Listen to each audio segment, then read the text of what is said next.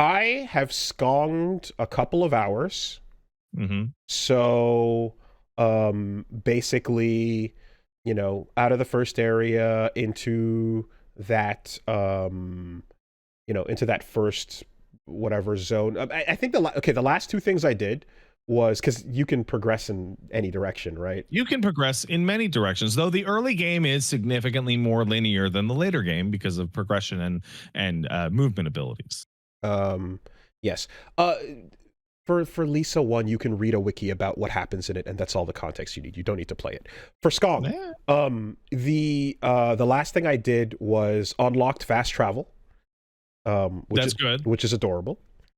Very adorable. And did a bunch of did the dive jump platform thing to get all the way to above the camp, and I fought a barf monster. Oh, that thing is a fucking piece of shit. Yeah, I killed it. Yeah, you got a single shard, didn't you? No, I. Well, wait. Oh, the reward. Yeah. I got a beast shard. Yeah. Sorry. Yeah. Wow. That fucking thing's an asshole. But it was just like, okay, so I'm looking at it and it's like, what are you supposed to do here? It does a ton of damage. Oh, you can keep running to the left. Oh, what if I just chill underneath here and jump up and hit it one at a time? And then you can do it. Yeah. And I was like, and I saw him taking damage, and I was like, oh yeah. Okay, we're gonna see what happens. Let's ask a different question. In terms of movement / traversal abilities, what do you have right now? All I have is the lance throw. That's it.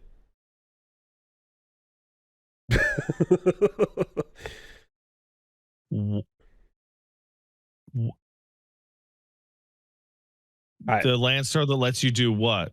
It's the attack she does in Hollow Knight, where she throws out the lance with silk and then pulls it back in. Oh, okay. Sorry. You mean the R1 ability, the one that uses silk? Yes. Okay. Sorry. Also, I swap my buttons because in Hollow Knight I want healing on R1, so I swap circle in R1. Okay. Because actually, Silk Spear. You're talking about Silk Spear. Okay. The spear. Yes. Side note. When you want to dash and have charged attacks ready to fight a boss, but you're holding and you're charging down the attack button, but then you want to use an opportunity to heal between aggressive boss fights phases of, like, say, Night King Grim. Having heal on circle sucks because you have to let go of your charge to do the heal.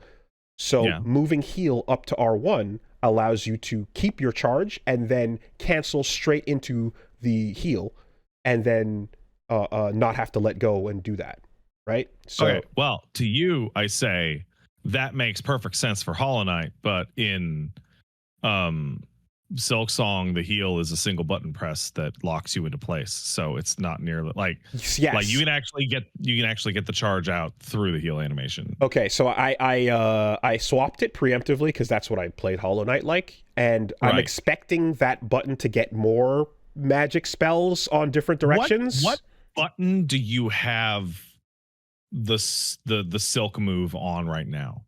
The silk move is on circle. Okay. And heal is on R1. Okay. And the rest are as they were. It's the same thing. You're gonna end up changing that. Back. Yeah. Okay. Because in Hollow, keep going as much as you want, but you're gonna end up changing. Well, in Hollow Knight's harder fights, I was like, this is a detriment in the ability to need me to hold down these two face buttons or press these two face buttons, in a way that is not intuitive. So I kind of assumed that Hornet was going to get abilities kind of like that, but maybe not. Yeah. So I'm gonna. Okay. So you don't have any traversals. So I'm gonna limit my discussion to things you either know in your heart to be true, like a double jump. Sure. There is a double jump in the game. A charge slash, I'm sure. Yeah. Or something that was shown off in a prior trailer. Sure. I did do one of those bouncing red flower traversal things, and I was like, oh, okay, I see what we're doing here. You know. So I have played an absolute shit ton of Silk Song. I've streamed it I think 6 nights now. Yeah. I'm way in there. I'm encountering a very strange thing happening with Silk Song. It is so much larger than Hollow Knight that I feel like I've been halfway through the game for nearly the whole time I've been playing it. Okay. Almost the whole time I'm like, oh, I'm like halfway through, and then I open up like 4 more areas. I'm like, oh, I'm like halfway through. So is it because there's 2 things about Hollow Knight. One was every time you walk into a big majestic area and it feels like important, or is it that you have a big boss fight with something significant and that the gravity of that makes you feel like something happened? It's neither. Neither. Okay. It's neither of those things. So there's a bunch of reasons that combine to that. First of all, you get a huge amount of powerful traversal abilities really fast. Nice. Really, really, really fast. You get her run. Okay. You get the float, and you get like an air dash, like that. Which like so I'm expecting super fast. So I'm looking at it going, right, what I want and expect is her kit from her boss fight to be fully available. Right. Now you get way more than her kit, right? Because you also get a double jump. She doesn't have a double jump in Hollow Knight, right? And it's been in trailers, and it's also I don't know if you looked at the fucking controller layout very closely, but you also get a harpoon, which is mapped to L2. Okay. Basically, you get to do everything that she could have done, and then there's a float and a run and all that. But you get a lot of those like super, super, super early. Cool. As a result, you're going to notice that a lot of the areas that you deal with in Silk Song horizontally are like 3 times as large as they are in Hollow Knight, because they expect you to be running your shit off. There's a lot of length to that map and stuff, what I've seen. Yeah. What I also just shout outs to the clear reference of animation on its sleeve.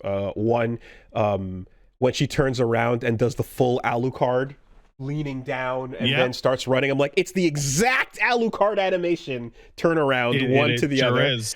And when she jumps, there's a lot more Castlevania in this game than there was in Hollow Knight. Okay.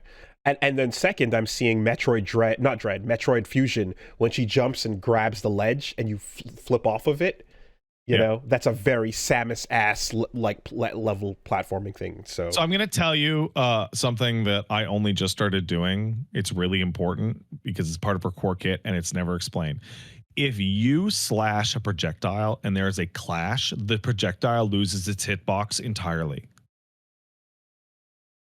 Okay.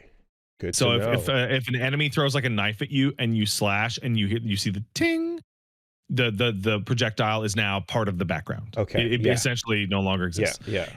Similarly, if you parry an enemy slash part of their hitbox, yes, the distended hitbox that is part of their move will lose its hitbox properties, but their body will not. Yes, Hollow Knight worked that way. There are moments of Night King Gring swinging at me where I clashed with his sword, and that one attack gets its hit removed off of it, but the next in the combo obviously doesn't. Also, I haven't used it very much, but if you want to start sequence breaking some shit and you get really good at the pogo with her new dive kick, if you click in an R3, she'll use Silk to do a taunt.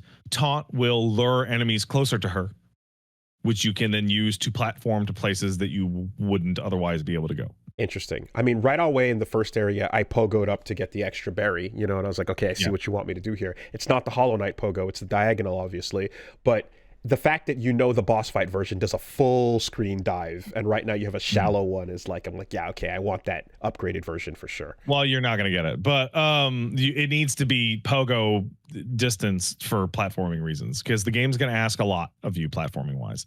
Did you beat the Path of Pain? I'm not there yet. No. Okay. Well, so the Path of Pain was for real in Hollow Knight. Oh, I don't remember. You would remember. It's fucked. Okay. The Path of Pain was for real, and it required all of your platforming abilities and really pushed the pogo idea to the maximum. Like it pushed that idea as far as it can go. Okay. So when you look at Hornet and you start playing Skong, I'm far enough in that I can say this with like full like confidence.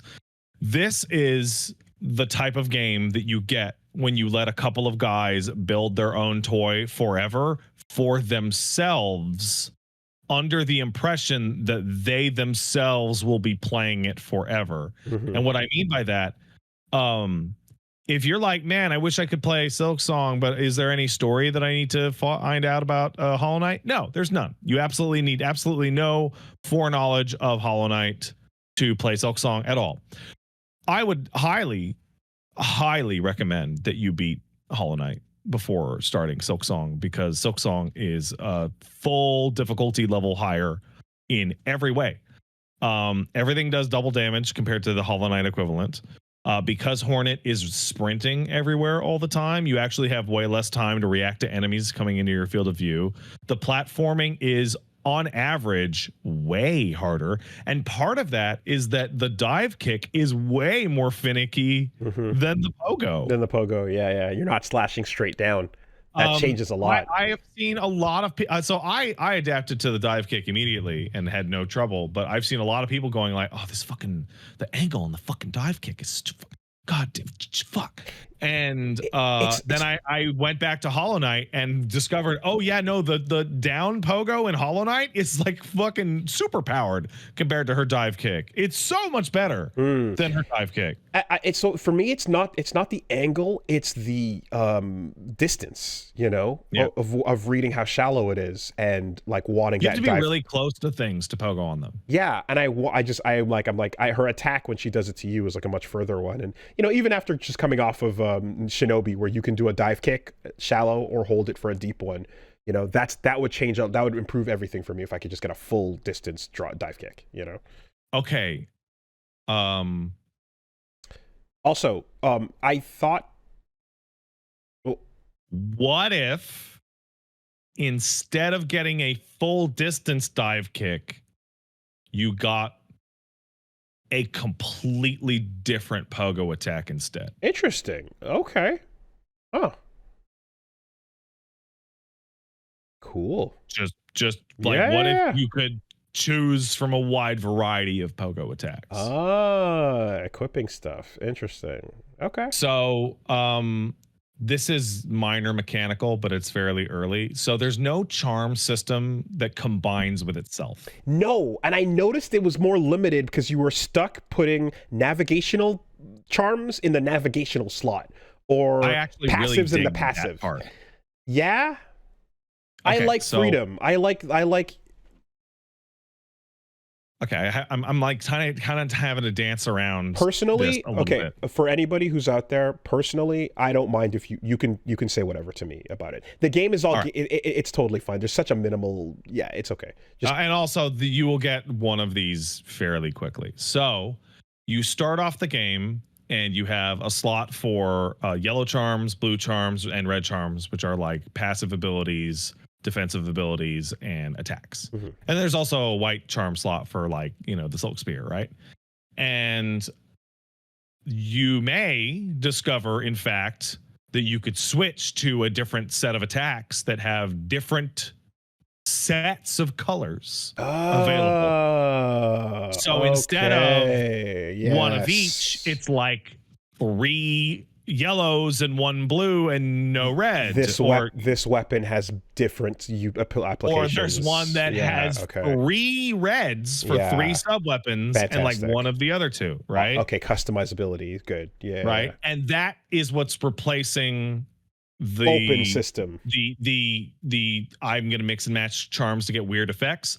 Is I'm going to replace my entire moveset And then that entire move set is going to change what types of things I can have equipped. That makes up for it then, yes. Because playing with charms was really, really dope, and finding builds. But, of course, not doing the same thing is an understandable thing for your sequel. So. Yeah. Also, Hornet's navigational upgrades are stronger and better than the Hollow Knight's navigational upgrades. Because Hollow Knight's air dash was an air dash. Hornet's air dash is an air dash and a full body sprint that includes a vault that launches you off platforms. Okay. Navigational, yeah, it's traversal, not because I'm like Hollow Knight. Her traversal abilities are just straight upgrades to the Knight's traversal abilities. They are better. Okay, because like I'm like Hollow Knight gets a fucking teleport back home anytime you want spell, but yeah, movement. Interesting. Okay.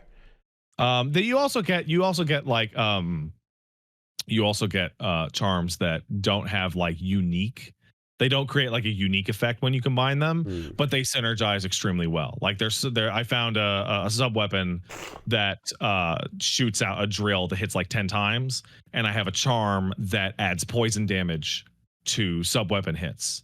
Okay. So it fires out and it's purple and it does like fucking 10 hits plus 6 more hits of poison damage. So I have to say that right off the bat, when I saw how much you healed with her silk ability, I immediately thought, oh, they're gonna ramp this difficulty up like a motherfucker. So here's the thing. This healing is too good. When I started, people were like, I don't like the heal because you can't heal as many as you want, right? It's always 3, right? Are you all right, sir? Did he just bite his tongue? Are you dying? 1 second. Oh no, Woolie's dying. Anyway, so he can still hear me. But Hornet's heal is 3 pips every time. It's pretty fast, and it will lock you in place in the air if you do it. Woolie, we need to take a break. We need to take a break. I'm okay. Well, what's up, man? I'm okay. It's good. Okay, that was all right. Excuse me. A little word. All right. I'm not bleeding out the tongue. No, I'm okay. Oh, you totally bit your own mouth, didn't you? I'm okay. Yeah, her heal like locks you into place in the air. So if you get to like a really high spot in like a boss fight, you can heal up there and nothing can touch you. The reason why you get 3 pips and it's fairly generous is because everything does like twice as much damage to Hornet as it did in Hollow Knight. Okay. Yeah. You're starting with 5 crests. You can get hit 3 times. You're gonna die. And contact damage with bosses is 2 pips. Yeah, so I saw, so the barfing boss like was 4, I think, or so. Like it was. Well, he's fucked up. He's like an obstacle. You're not even supposed to fight him. So I noticed that right off the bat, and I'm like, okay, yeah, you're letting, and again, the heal is so aggressive. So I'm like, they are giving you a massive heal because you're gonna fucking eat it. Yeah, you actually have a really small health bar, like a weirdly tiny health bar. It's one of the reasons why I feel that this game is a direct sequel to Hollow Knight, in that, like, hey, you beat Hollow Knight last week, right? Because Hornet has like half as much health as the Knight, and she is twice as mobile. And the boss fights and the arena fights really expect you to be fucking going for it. Like, I was doing some of the stuff the other night, some arena fights where they're throwing like multiple mini bosses at me simultaneously, that I'm like, this is just as hard as like the really hard shit in like a Dark Souls or an Elden Ring. Now, you also had the ability with the Knight to make a build that was less about finesse and perfection and more about like taking hits, right? And like, if you wanted to be like sturdy with your charms. So you can't do that. Okay. You can, however, make a build that is more about perfection. You can't sturdy up. You can actually frail up if you prefer. Oh my God. The build that I'm running now has traded the heal for an attack.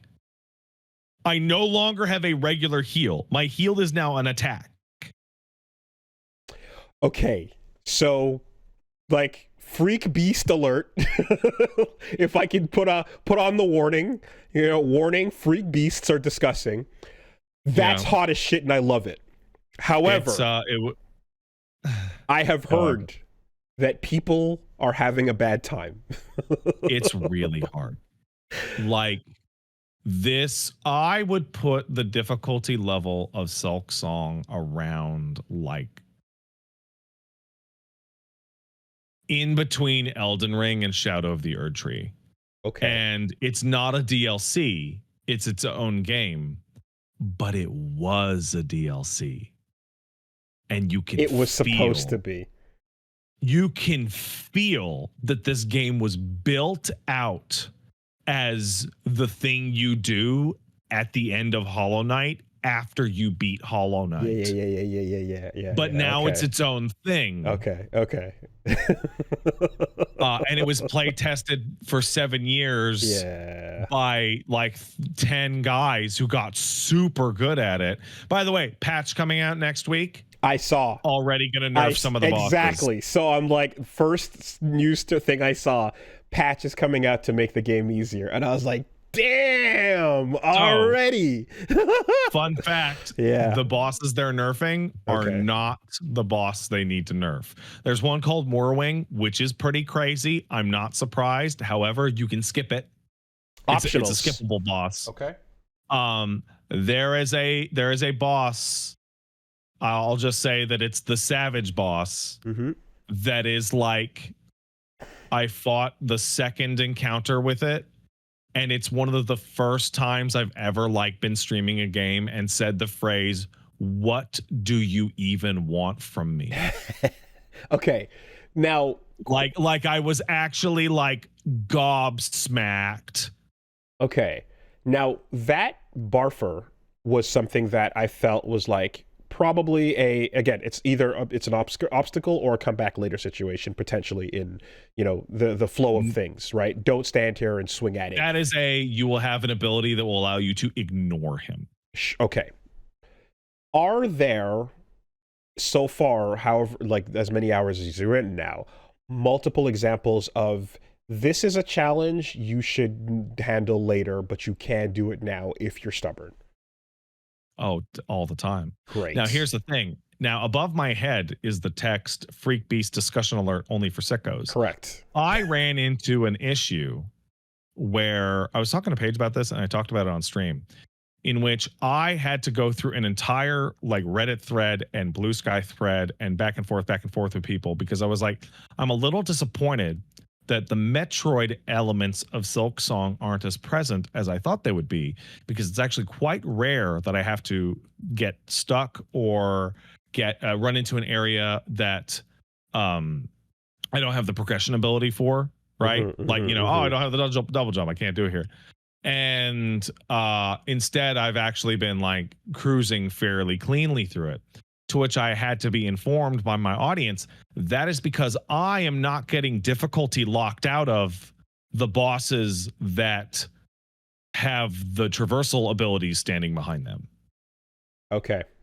Right. I'm actually just waltzing through Morwing or the Last Judge or fucking whatever and getting the hook shot equivalent or the double jump and then going, oh, it's weird. There aren't that many areas that are locked out of my current progression. And the thing, of course, with these types of, with this game and, well, anything of this nature is failure means losing currency, means corpse run, right? Now, the game does something really smart. Early on in the game, I was like, this is stupid. Who is this for? You can go to a merchant and you can trade 80 rosary beads, which is your currency, for and 60 rosary beads. You don't get 80 on the fucking rosary, though, do you, Pat? No, you get an item in your inventory that's 60. And that fucking bug takes 20 rosaries off to roll them up. You can later cash in 140 for a bead of 120, which is a slightly better That's a better rate. That's reward. A better rate. And I'm like, why would I use this shit? And the answer is, there are areas in the game. There's an area in the game that has the fucking there's an area in the game in the upper left that at the door has a rosary string converter. And you go, what the fuck is this for? And then you walk into the zone and you go, all right, and you walk back to the converter and you convert all your fucking rosaries into items. Because you're gonna fucking lose them. You're gonna lose them. Because you're going to lose them. Also, and this is one of those things when we're talking about shit that takes years and you're like, what were they doing, right? They were designing rosary beads to roll on the floor off the ledge into your doom. Yeah, they're like, you know what? No, that charm that sucks them all up to you, that's going to have a lot of value. That's going to have a lot of value. Choose to put that on, or you're chasing money around on the floor like an idiot. And it's like, hey, you only have one spot for a yellow charm. Do you want the compass, which is insanely useful, or do you want the ability to even get currency at all? I fucking knocked a corpse of a that I was supposed to retrieve the item off of onto spikes, and it's just like, fuck you. So the difficulty isn't just the enemies. The enemies are quite strong, and their movesets are kind of all genius, like in a way that I didn't feel was the case in Hollow Knight. There is, you'll fight like Bug Warrior that has like, some daggers, and they dash and they go under the ground. And then you fight bigger Bug Warrior that does slashes and like a dive kick. And like by themselves, whatever. Fighting those two enemies together is like actually insanely difficult. It's crazy how difficult it is to keep track of multiple different enemies that are all attacking you with different attacks simultaneously. The entire game feels like the Ornstein and Smough fight being reduced in miniature to normal enemies. Godskin runs. It's really, really aggressive. And on top of that, the boss runbacks are really, really mean in this game. They're really mean. So that's a combination of two things. One is the average expectation of your platforming abilities in this game are way beyond what every other Metroid game would expect of you.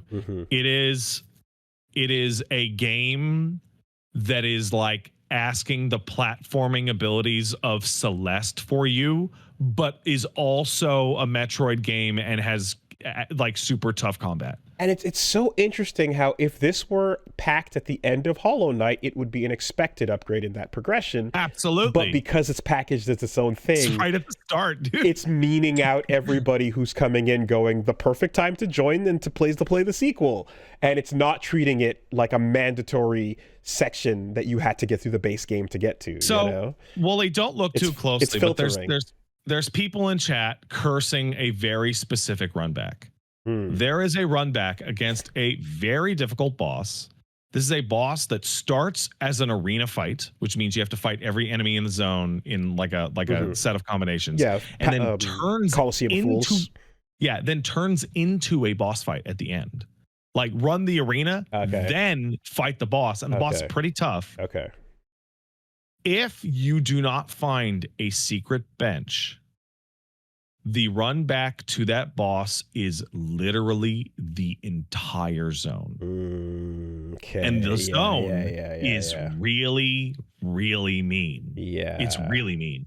There is so what I can intuit the dev idea, which is if you're going, wow, this is a really insane run back, what would be the solution? Maybe I should explore more and see if I can get some upgrades. Oh, there's a secret bench or that, what have you, right?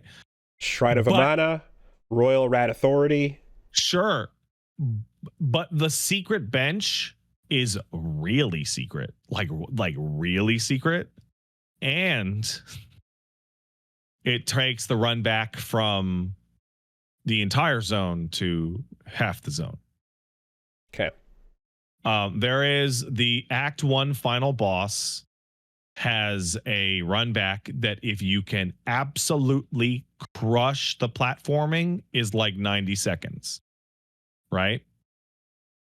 If you can't absolutely crush the platforming, it's like 10 minutes if you get there at all. Okay. It's all these different things that are compounding on each other to create new levels of difficulty. It's the enemy boss difficulty equivalent of the end result is greater than the sum of its parts. I understand. So yeah, the boss run back to the Act 1 final boss is really not that bad. I was doing it in 90 seconds and I fought the boss 12, 15 times and he was pretty tough. And then I beat him. But if I was taking 5, 10 minutes and dying on some of those run backs, that 15 attempts, first of all, they're not going to be as good because I'm going to get fucking frustrated. That's going to balloon out into from half an hour to like 2 hours, 3 hours, 4 hours. Right?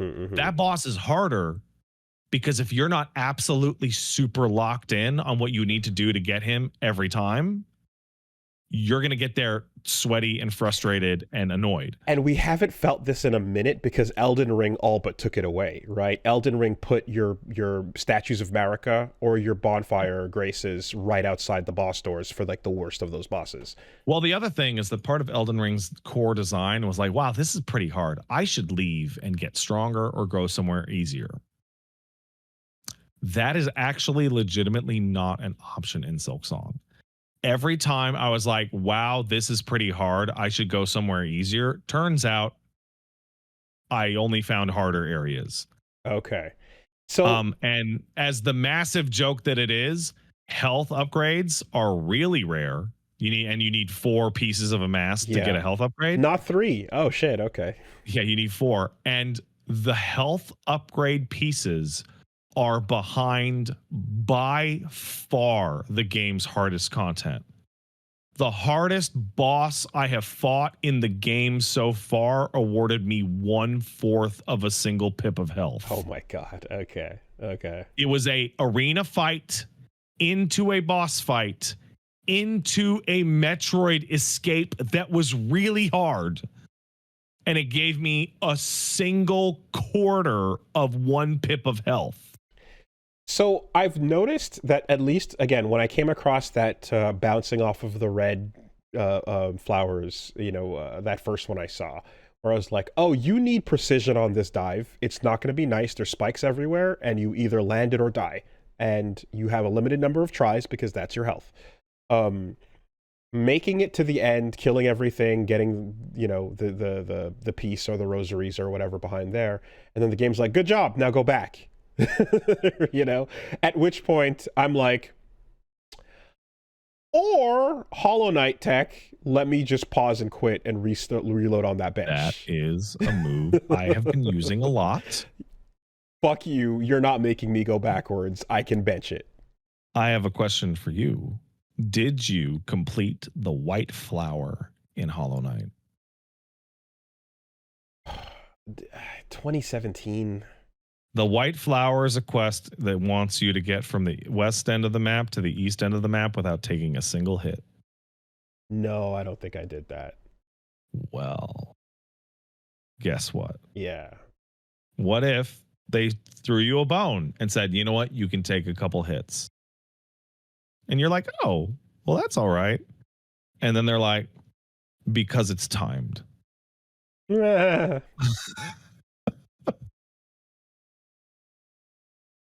Nice. Because it's time. Nice. Yeah. And you know what? It's not like it's a big deal. It only has the single most important upgrade in the entire game locked behind it. Most important. It has the nail damage upgrade. Sorry, the needle damage upgrade. Oh, don't. Yeah, you're going to do it. You are gonna do it. And yeah, okay. You mentioned earlier that there's something that trades off healing for damage. How good is that trade-off though? So it's really a 50-50. So what it is it trades off the heal for a really, really strong attack. Yeah. That if it hits, it heals per hit. Oh! So it's like the same. Wait, hold on. It's the same level of healing, but you have to hit all the hits. And I miss that shit all the time because enemies are super fast and super mobile. But when you fight a boss and you hit the boss enough times in a row that they get unconscious, Not only am I going to heal up, but I'm going to do like both 15 hits of damage. Yeah, that's fantastic. So it's feast or famine. That's fantastic. Okay. It also has my favorite moveset, and it has one of my favorite charm allotments. So that's what I'm going to be using. Like, that is also even in situations where it's not practical, I like that challenge like speaks to my soul and says like, yeah, you designed this so that this is possible. Now I have to do it. You know, that sounds great. Okay. It's an incredible game. It is absolutely astonishing. Its breadth and width is crazy. There are so like in that interview they said, "Oh, we just kept thinking of new things and just kept wanting to put it in." The amount of like new mechanical nonsense that you encounter and ideas is so enormous. It's so crazy. As long as you're willing to absolutely fucking fight your ass off through it to get it. Like, it is for sickos. And its legacy as the Hollow Knight bug game that's cozy, chill, exploring is getting a bunch of people into it who are discovering that they are in fact not sicko freak beasts. So the game is deceptively simple and always has been, right? It looks like the most basic platform, swing your sword and jump around, hit the boss, move, cute bug thing. For sure. But yeah, I did see the compilation of like, this game is rage bait, I'm breaking my controller, you know, like everyone that like, again, the cute art style is a lie, yada yada.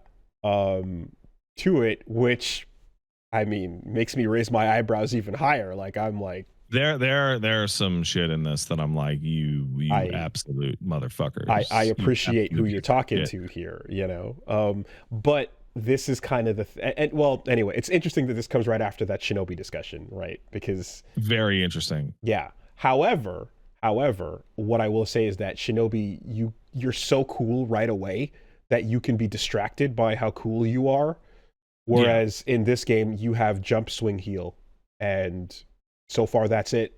You know. No, you get to be pretty cool. But then okay. Well, here's the main thing. Once you get the ability to sprint, harpoon, double jump, and air dash, the game's going to demand you use all that shit all the time to avoid getting killed.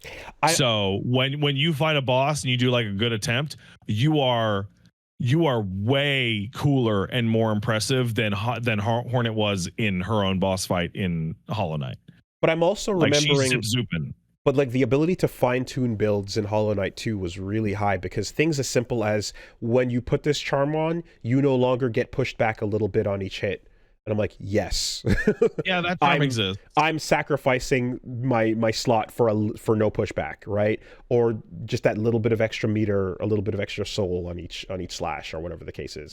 Increasing charge time. Like those little macro changes, or micro changes rather, made a huge difference, you know? Sweet. It's exactly what they said it would be. It is way larger than it appears. Of course. Like that was something with Hollow Knight, but like now we have Hollow Knight to compare it to. I'm not done. I have like at least 6 areas I've gotten to and not walked in the door. I am already like 20-30% past Hollow Knight's total size. Man, okay. It is. I got to a point that there's a room that looks just like the Castlevania inverted castle clock tower room. Oh shit, okay. It looks just like it. It's even got the fucking pendulum in the background. And I'm like, there is absolutely no fucking way we're going to do an inverted castle. And we're not. Okay. But they did make that room look like that on purpose after all. And I was like, you can't be fucking serious with this shit. fuck. I was supposed to do a quick late night stream and call it a night. It's interesting how like for a character who because Hornet talks whereas the Knight doesn't. Yeah, she does talk now, yeah. She has dialogue, but it's also like, I mean, so She's far sassy. but so far it's like as far as I know, like her plot backstory stuff wrapped up in Hollow Knight, right? So this is all just brand new world, brand new adventure. Who knows where we're going? It could be anything, You sure right? about that? I think I thought so. You sure about that? No, I'm not. I'm far from sure. But I that's the impression. Okay, well, I'll just tell you this. Hey, who's Hornet's dad? Okay. Now, who's Hornet's mom? Now, what's Hornet's mom? And what does that animal do? Now, what's the name of Silk Song? Okay. So, I do appreciate the quality of the gibberish voice acting. it's really good. I really like My boy Sherma! I love the singing. It's like you have a good voice and you're singing gibberish. It's great. Yeah, no, there's a whole lot that that's just fun to that vibe right off the bat. Little Onion Knight equivalent, I guess, like opening the door for the Sherma's the one that's singing at the door. Singing his songs, yeah, man. yeah, okay. I was thinking of the shopkeep that was singing. Because the shopkeep is also singing, and that shopkeep is cool. Chakra. Yeah, I don't remember yet, but don't worry, you'll get there. Very cool. This poor dog ate too many carrots. Oh. So I got him a greenie as a treat. Here you go, buddy. Okay. Where were you? Where was I? Oh, I was cleaning up the dog barf. In conversation. Oh, no. What I was talking about before, I don't know. Yo, that game's good, but it's also for sickos. By sickos, for sickos.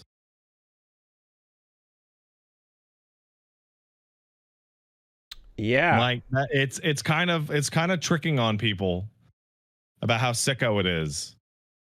It's it's kind of funny again, I guess the part where because I've seen it breach containment, right? I've seen the so to speak, I've seen, the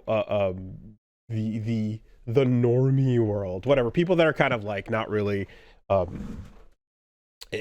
paying attention to indie games be like, oh yeah, Silk Song, heard about that, like jumping in, trying out the first game or picking it up, because the whole big fever pitch around it taking so long to come out has led to it becoming massively mythical in status, yeah. Exactly, and it has thus garnered attention of folks that like definitely missed the first time around, or like wouldn't grab necessarily just a random indie 2D Souls like thing. But as a result, I think it is misleading some folks on what they think it is, or cute bug game. And everybody's talking about it, so let's go see what and why, and oh shit, oh fuck.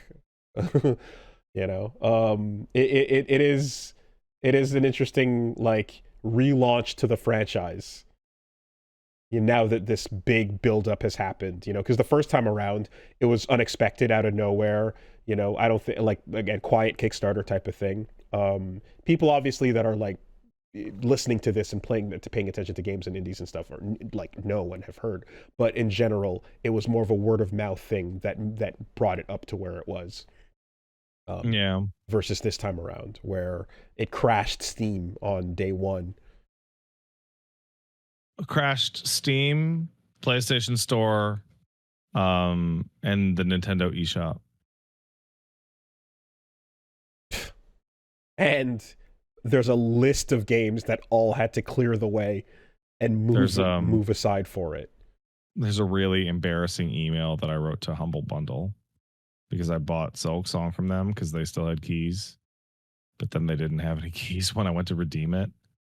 So I sent in a refund request, and the refund request was like a little pissier than maybe I should have wrote. I was like, I just bought this game. How come you have no keys? It's only been out for an hour. And then the lady wrote back, was like, oh, we have keys now. Very sorry for that. Do you still want the refund? And I had to be like, no, I was just being emotional. Jesus Christ. About my video game.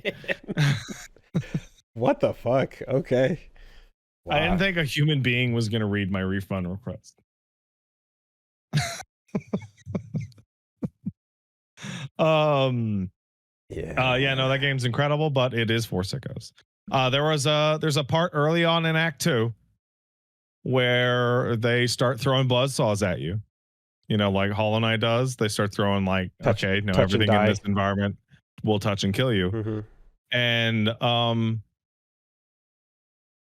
it's like 35-40% through the game, and I'm looking at this going like, people are going to quit right here. Like this is where a not insignificant percentage of people going to quit right at this spot. Are you seeing a line for optional versus mandatory path though? Mandatory path is still pretty fucked. Yeah, okay. Now there's a bunch of optional ways to get into places, but the optional ways to get into places are to get really, really fucking good at the platforming, which is probably going to be your problem in the first place in the mandatory section. Okay. I also, like, if you can freak beast your way all the way up to God, yeah, you can come in the back door, but the whole reason you wanted to get in there a different way was so that you didn't have to freak beast your way to hell through on the front, on the other side of it. Yeah, right, exactly. Like, yeah, good luck, idiot. Yeah, okay. I also feel like it's a game too where I imagine your path, your like non-optional, your mandatory path, you still have to find it. You know, you still have to wander in the correct direction. And so they're all the correct direction eventually. They've also the game also has a really, so there was a couple moments in Hollow Knight, but there's like 10 of them in Silk Song where you hit a dead end and you're looking at the dead end and you're like, I don't even know what the fuck gets you through this door. Like sometimes it's like, oh, I can't run high enough or jump high enough, but in Silk Song you're looking at a thing and like, I don't know what the fuck would even open this. Well, yeah, the Hollow Knight ones were always when you walk out to an empty cliff and the map is like, this doesn't line up with anything, and you're like, the camera has panned over so that the cliff is now 10% of the screen. Why would you do this? And you're like, why. So like, I'll give you like a really good example. I think I'll give you the best example of why I think this game is a sicko game for sickos. The game has a double jump, right? It has a double jump. That means it's really good. And in a platforming game that has hard platforming, double jump can be pretty clutch. It can save you from a million different scenarios. Well, in order to get the double jump, you have to complete, as of right now, the hardest platforming section in the entire game I've encountered. That is also timed. Damn. Okay. And so, like, I got to get the fucking double jump. That's huge. And I went, wow, I got really good during this process. I don't even need the fucking double anymore. Jump. You don't even need the reward anymore. Turns out I did, but still, it's like, it's ridiculous. There were people in the chat earlier that were like, I beat the game without getting the double jump because I fucking couldn't do the platforming to get it. It's like, that's crazy. Well, I'm going to, at the very least, now that I know this time around, I'm going to approach this knowing that it's never fucking ending and it's infinitely big and it just keeps shoving more in there so that I'll just sample and chew at it for a little bit and then put it away. It's pretty big, dude. Because I did describe how the end of Hollow Knight for me was unfortunately, like, for not any mark against the quality of the game, but it felt like that Okami thing for me, where I kind of was just like, I'm ready, and it won't stop. So I got off earlier, you know, and there was a lot more to do, clearly, and a lot more to challenge and a lot more lore to it as well. But I think this time around, kind of like with the Persona games, where I come in going, yeah, when it starts giving you ending vibes, completely ignore those. Just don't even think about it for a second. You know what's really funny? That'll make you feel a little better. Has not given me an ending vibe even once at any point. I've even gotten to like an objective that's like, do these things and open up the biggest motherfucking door. And I go, well, that's not the end. There's too much fucking blank space on this fucking map. Exactly. You know. Not to mention the classic and then the zone changed. Haven't had that yet. Okay. I've had trick in the book. The zones change in like minor ways. Like there's an NPC that I found that was dead when I got to them because I had gone too far in the main quest before meeting them. Oh, one of those? God damn. Not a fan of that. Okay. Interesting. I never met him. Darn. But yeah, game's incredible. Game's absolutely unbelievable. All right. Skong talk. It's good. It's a good Skong.